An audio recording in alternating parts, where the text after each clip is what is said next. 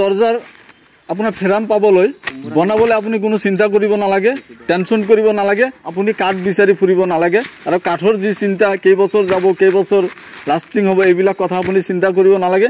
এতিয়া আপোনাক 100 বছৰ গ্যাৰাণ্টিৰে লক্ষীপুৰ স্থিত যি বঙাইগাঁও ফ্ৰেম ইণ্ডাষ্ট্ৰি আছে, লক্ষীপুৰ থানাৰ সমীপতে, লক্ষীপুৰ থানা মোড়ৰ কাষতে, তাত আপোনালোকে পাব 100 বছৰীয়া গ্যাৰাণ্টিযুক্ত ফ্ৰেম। আপোনালোকে আহক, আমি সেইখিনি ইণ্ডাষ্ট্ৰি দেখুৱাই লৈছোঁ। এয়া হৈছে লক্ষীপুৰ থানাৰ সমীপতে, থানা মোড়ৰ সমীপতে আপোনাৰ বঙাইগাঁও ফ্ৰেম ইণ্ডাষ্ট্ৰি। আৰু এই ফ্ৰেম ইণ্ডাষ্ট্ৰিত আপোনালোকে 100 বছৰ গ্যাৰাণ্টিৰ সৈতে আপোনালোকে এই ফ্ৰেমসমূহ পাব। আৰু কিমান টকা আপোনালোকে কিমান হয়তো দামত পাব সেইখিনি কথা আমি আপোনালোকক জনাইছোঁ। আপোনাৰ ওচৰলৈ আহিছোঁ। আপোনালোকে আমি জানো যে নামনি অসমৰ ভিতৰত আপোনালোকৰ বঙাইগাঁও যিখন ফ্ৰেম ইণ্ডাষ্ট্ৰি, জালনা আৰু দৰ্জাৰ যিখিনি ফ্ৰেম ইণ্ডাষ্ট্ৰি, কংক্ৰিটৰ যিখিনি ফ্ৰেম, এই ফ্ৰেমখিনি বঙাইগাঁৱৰ ইণ্ডাষ্ট্ৰি আটাইতকৈ ভাল। সকলো মানুহে নেদেখাকৈ বিশ্বাস কৰি লয়। গতিকে আপোনালোকে সেইখন ইণ্ডাষ্ট্ৰিৰ ব্ৰাঞ্চ ইয়াতে খুলিছে নেকি? হ্যাঁ, আমি ইয়াতে খুলছো। আমাৰ এইখানে ইন্ডাস্ট্ৰি আমাৰ প্ৰথমে আসলে বঙ্গাইগাঁৱত আসলে মানুষ ইয়াৰ পৰা বঙ্গাইগাঁৱতে যাতে মানুষ অসুবিধা হয়, অসুবিধাৰ কাৰণে আমি বঙ্গাইগাঁৱৰ পৰা আমি লক্ষীপুৰ লৈ আহিছো। আমি লক্ষীপুৰ থানা, আমাৰ লক্ষীপুৰ এড্ৰেসটা হল আপনাৰ লক্ষীপুৰ থানাৰ মোড় বামনপাড়া। আপোনালোকে ঘৰত বহি লাভ কৰিব পাৰিব। ঘৰত বহি লাভ কৰি আপোনালোকে এটা নম্বৰত আপোনালোকে ডায়েল কৰি দিয়ক, আৰু তাৰপিছত আপোনাৰ দুৱাৰ পদূলিত যাই থিয় হ'ব এই ফ্ৰেমসমূহ। গতিকে আপোনালোকৰ কেনেকৈ কাষ্টমাৰ জনসাধাৰণে আপোনালোকে কেনেকৈ যোগাযোগ কৰিব? আমাৰ লগত যোগাযোগ কৰিব, আমাৰ ইন্ডাস্ট্ৰি আহিলেও হল। আমাৰ কন্ট্যাক্ট নাম্বাৰটা থাকিব। আৰ কন্ট্যাক্ট নম্বৰটো কৈ দিয়ক। 8638675321। এইটো নম্বৰ আমাৰ স্ক্ৰীনত দিয়া থাকিব।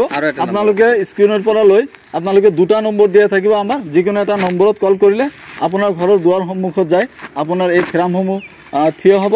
আৰু অতিকৈ ন্যূনতম মূল্যত, অতি কম খৰচত। এতিয়া আপুনি বঙাইগাঁৱত যাব নালাগে, লক্ষীপুৰ চহৰৰ পৰা আপোনালোকে এই বঙাইগাঁও ইণ্ডাষ্ট্ৰিৰ সামগ্ৰীসমূহ পাব, ফ্ৰেমসমূহ পাব, তথাপি 100 বছৰ গ্যাৰাণ্টিৰ সৈতে। আহক আমি পুংখানুপুংখকৈ দেখুৱাম। এটা আচৰিত বস্তু, এটা সুন্দৰ বস্তু, আপোনালোকে ইমান দিনে নেদেখা বস্তু এটা দেখুৱাইছোঁ। যে আমি য'ত বহি আছোঁ এইটো কোনো কাঠ বা আপোনাৰ পকীকৰণ কৰি বনোৱা হোৱা নাই। এখন বেঞ্চ, এখন চকী আপোনালোকে দেখুৱাইছোঁ, অত্যাধুনিক, অতিকৈ সুন্দৰ ডিজাইন থকা।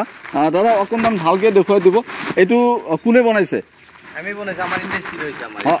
অকণমান আগবাঢ়ি আহক দাদা, আপুনি দেখুৱাই থাকক বস্তুখিনিৰ কি ডিজাইন। অতিকৈ সুন্দৰ, একদম দেখিবলগীয়া মজাৰ বস্তু বনাইছে আচলতে তেওঁলোকে।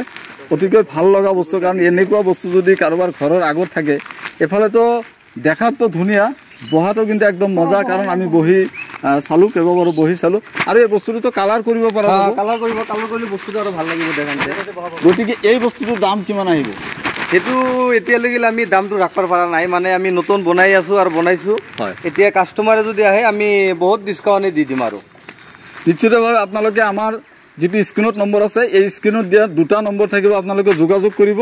আৰু অতিকৈ সুন্দৰ, আপোনালোকে 4-5জনকৈ মানুহ এই চকীত বা এই বেঞ্চত আপোনালোকে বহিব পাৰিব। একদম গছৰ তলত যদি ঘৰৰ সন্মুখত যদি আপোনালোকে বহাই লয়, এইটো আপোনাৰ 100 বছৰতো এনেকুৱা বেঞ্চ একোৱেই নহ'ব। আপুনি ঘৰত যদি বেঞ্চ বনায় বা চকী বনায় বা তেনেকুৱা বনালেও আপোনাৰ 1 বছৰ 2 বছৰ পিছত আপোনাৰ বস্তুটো ভাঙি বা বেয়া হৈ যায় ৰ'দ বৰষুণৰ কাৰণে। কিন্তু এইটো আপোনাৰ ৰ'দতো যেনেকুৱা থাকিব, বৰষুণতো তেনেকুৱা থাকিব। গতিকে আহক, আপোনালোকে আমাৰ সৈতে থাকিব। কেনেকৈ বস্তুটো বনোৱা হয়, আচলতে এই বস্তুটো মেচিনৰ জৰিয়তে কিন্তু বনোৱা হয়। গতিকে সেইখিনি বস্তু আমি আপোনালোকক পুংখানুপুংখকৈ দেখুৱাম। প্ৰতিটো মুহূৰ্তৰ ভিডিঅ' আমি আপোনালোকক দেখুৱাম। আমাৰ সৈতে থাকক আৰু স্ক্ৰীনত দিয়া নম্বৰত আপোনালোকে কল কৰি জানক আচলতে ইয়াৰ মূল্য কি। গতিকে সকলোকে ধন্যবাদ জনাই আজিৰ ভিডিঅ' আমি সামৰণি মাৰিছোঁ। ধন্যবাদ।